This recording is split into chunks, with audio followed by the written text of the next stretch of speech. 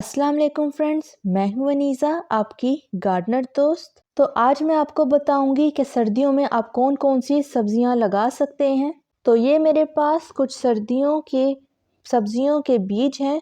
तो इसमें सबसे पहले सब्ज़ धनिया, प्याज को आप बीज से उगाएंगे। इसे कैसे उगाना मैं इसी वीडियो में आपको आगे चल के दिखाऊंगी। शलजम, ये हमारे पास पालक है, ये देसी पालक के बीज हैं।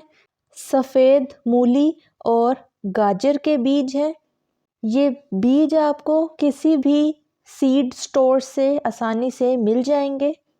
इनके अलावा अगर हम बात करें तो आप मटर, साग, मेथी, सब्ज मिर्च, सलाद के पत्ते, टमाटर, बंद गोभी, चुकंदर, फूल गोभी और सुर्ख गोल मूली भी लगा सकते हैं।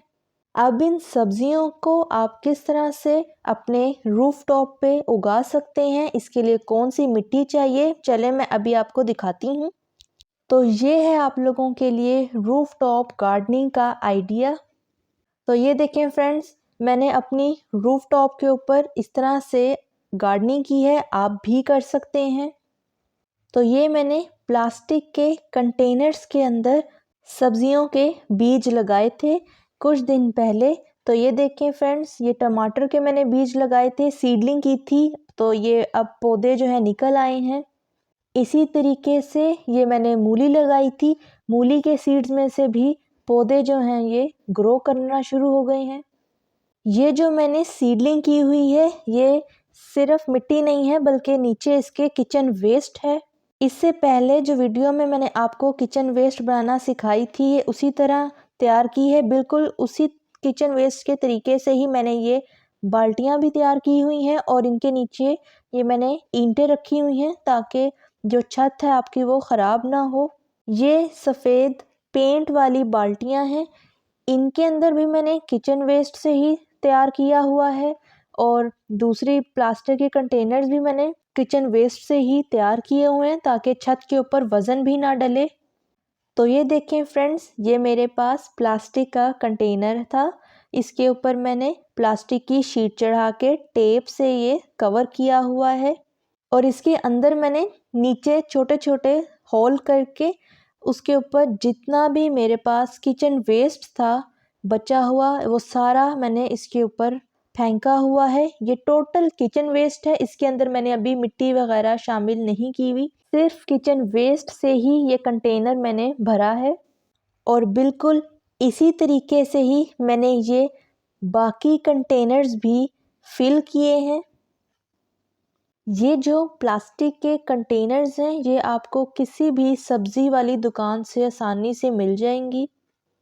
तो ये देखिए फ्रेंड्स, इस तरह से मैंने इसके अंदर एक प्लास्टिक बिछाकर ऊपर टेप से बंद किया हुआ है और नीचे मैंने ईंटें रखकर दोनों टोकरियों को इस तरह से आप भी सेट कर सकते हैं ताकि जो हमारी छत है वो ख़राब ना हो।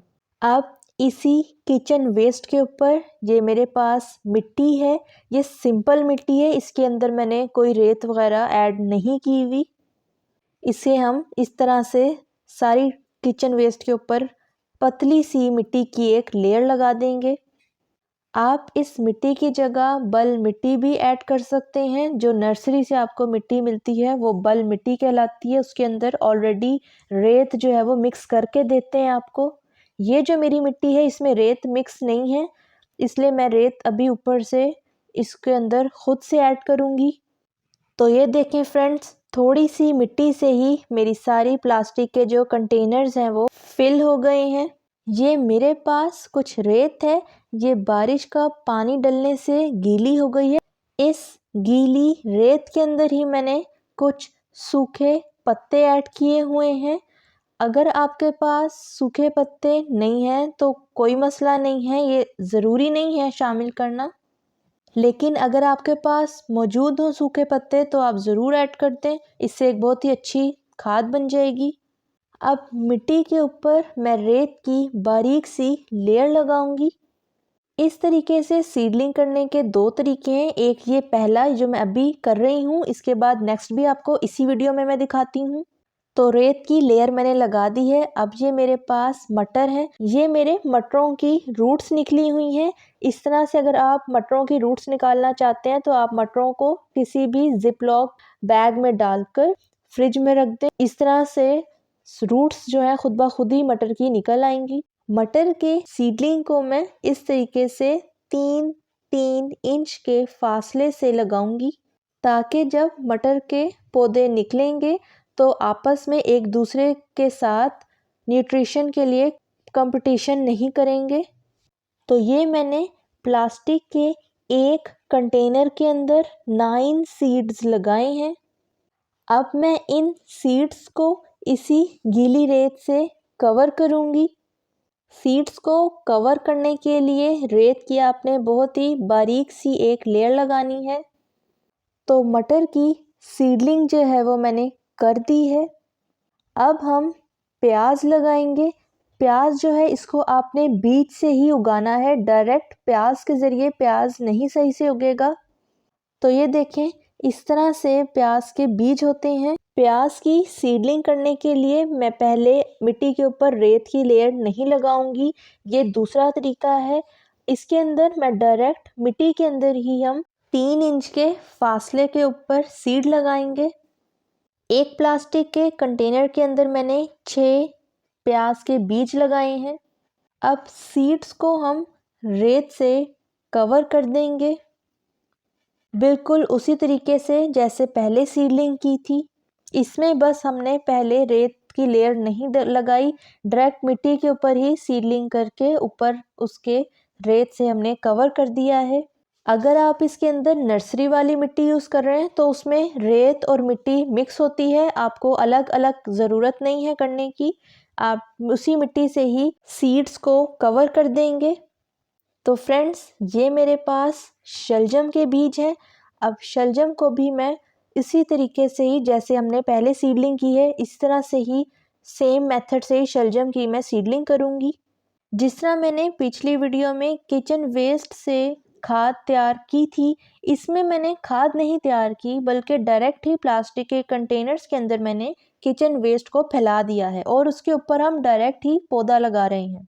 इस तरीके से पौधा लगाने से हमें ये फ़ायदा होगा कि बाद में जब हमारी सब्जियां लगेंगी पौधे के ऊपर, तब तक आपको इसमें किसी भी किस्म की कोई भी फर्टिलाइज़र शामिल करने की ज़रूरत नहीं पड़ेगी।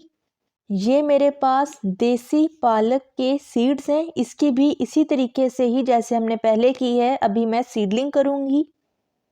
तो पालक की भी सीडलिंग मैंने कर दी है। अब हम अपनी सीडलिंग को पानी देंगे। पानी आपने तभी देना है जब ऊपर की मिट्टी आपको हाथ लगाने पर खुश्क महसूस हो। सर्दी का मौसम है, इसलिए पौधों को बार बार पानी देने की आपको ज़रूरत नहीं पड़ेगी। अगर मिट्टी गीली है तो आपने इसको पानी नहीं देना, उसको खुश्क होने पर ही आपने इसमें पानी डालना है। कुछ दिनों पहले मैंने मूली की सीडलिंग की थी। मूली के पौधे जो हैं ये ग्रो हो गए हैं। इन सारे कंटेनर्स को आपने ऐसी जगह पे रखना है जहां सुबह की 2 से 3 घंटे की धूप आती हो। सारा दिन की तेज़ धूप में आपने पौधों को नहीं रखना। तो इस तरीके से मेरी तरह आप भी अपनी छत के ऊपर ढेर सारी सब्जियां उगा सकते हैं।